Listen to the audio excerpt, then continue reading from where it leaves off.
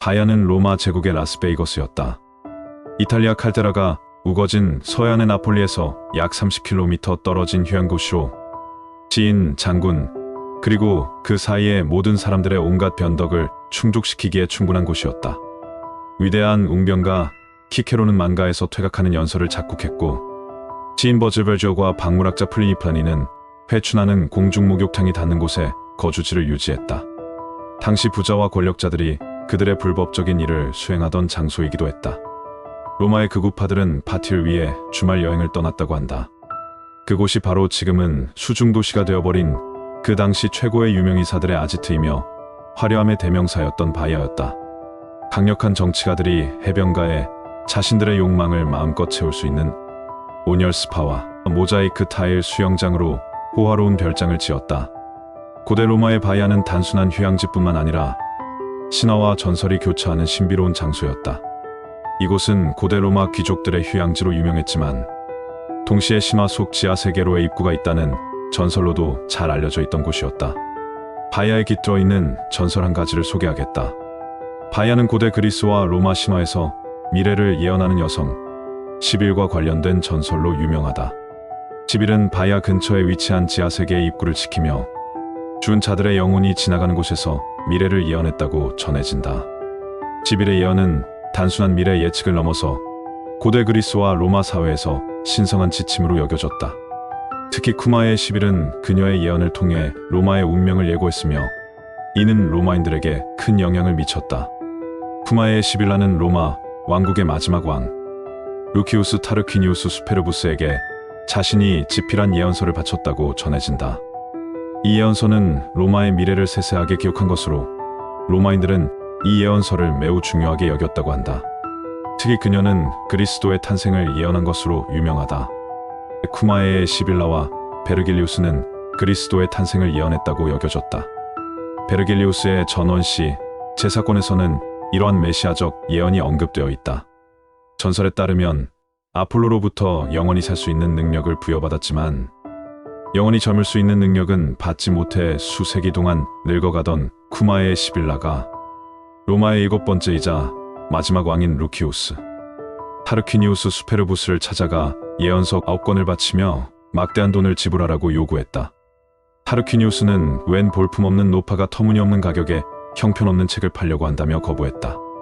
그러자 시빌라는 3권을 불태우고 나머지 6권을 같은 가격에 사라고 요구했다. 타르퀴니우스가 이번에도 거부하자 시빌라는 또 다시 3권을 불태운 뒤 마지막 3권을 같은 가격에 사라고 권했다. 타르퀴니우스는 그제야 그 책의 진가를 깨닫고 3권을 원래 가격에 사기로 했다.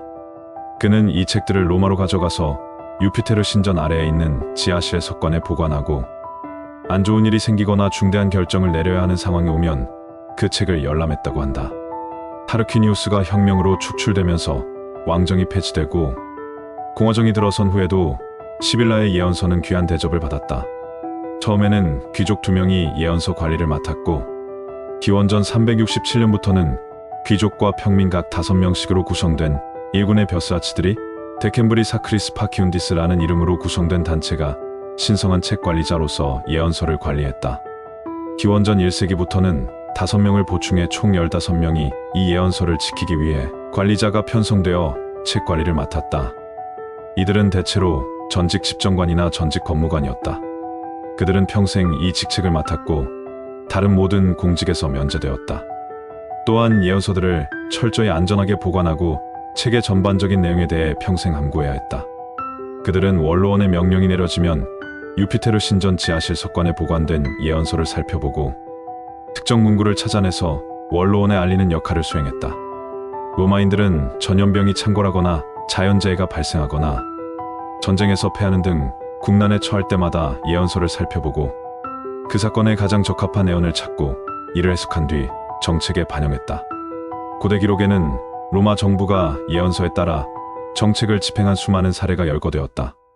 기원전 390년 알리아 전투 패전으로 로마가 켈트인들에게 짓밟힌 뒤 독재관 마르쿠스 프리우스 카밀루스는 신전을 재건하고 정화를 실시하는 절차를 어찌 수행할지 알아보기 위해 시빌라 예언서를 참고했다. 기원전 218년 겨울 한니발 바르카가 이끄는 카르타고군이 트레비아 전투에서 로마군을 상대로 완승을 거두자 로마인들은 시빌라 예언서에 따라 대규모 희생제를 치렀다. 그럼에도 한니발이 연이은 승리를 거둔 끝에 기원전 216년 칸나이 전투에서 7만에 달하는 로마군을 괴멸시키자 원로원은 예언서에서 인간을 희생제물로 쓰라고 했다는 이유로 그리스인 2명과 난리나 남녀 2명, 총 4명을 포름에 생매장했다.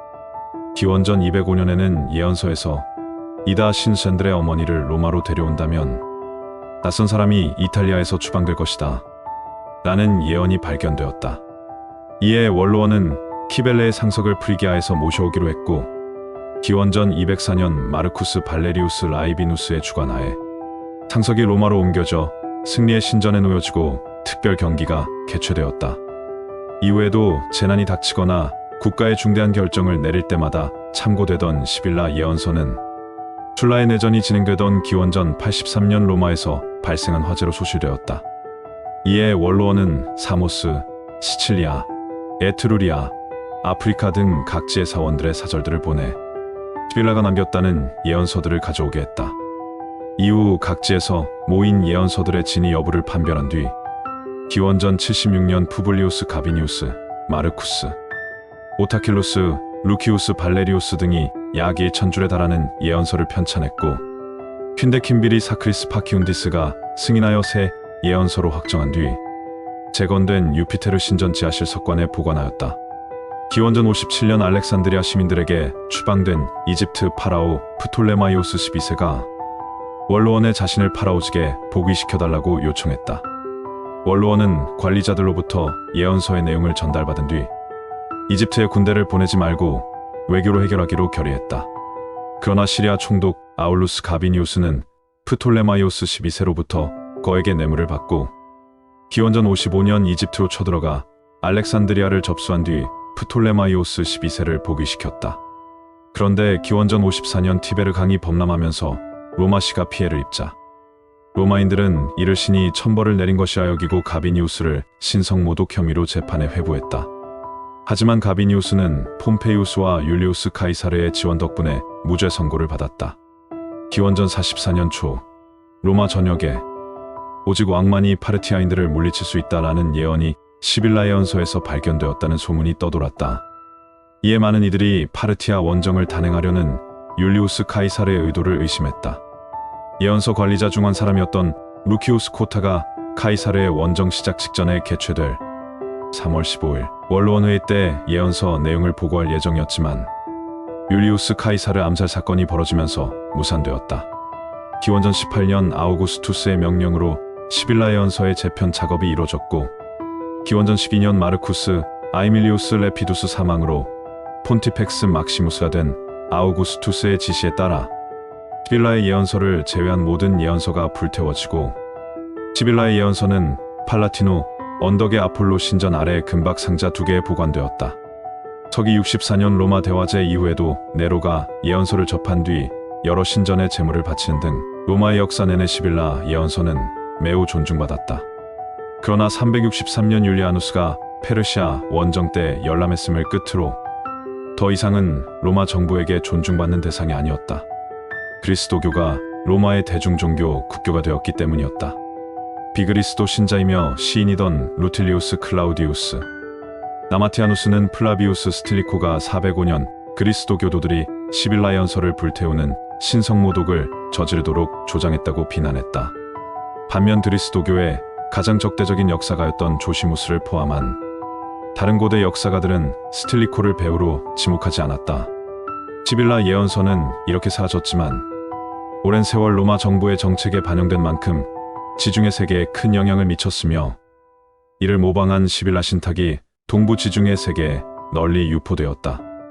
유대인 역사가 플라비우스 요세푸스는 시빌라 신탁의 일부 구절을 인용했고 아테네의 아테나고라스를 포함한 2세기의 수많은 기독교 작가들이 마르쿠스 아우렐리우스 황제에게 그리스도교 탄압을 중단해달라는 청원서를 보낼 때 시빌라 신탁의 한 부분을 인용하면서 기독교가 로마에 유익하다는 것을 입증하려 했었다. 고전후 시대에도 쿠마의 시빌라의 예언과 이를 인용한 베르길리우스의 전시는 예수 그리스도의 탄생을 예언한 것으로 평가받았다.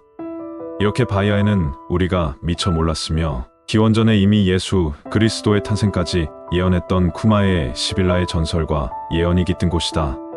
바야가 지진이나 자연재해로 인해 지각이 변동하면서 육지에 있던 도시가 물에 잠겨 수중도시가 되기까지 최고로 화려한 휴양지로 부각되며 많은 그 시대 최고의 스타들을 위한 쾌락의 장소였다.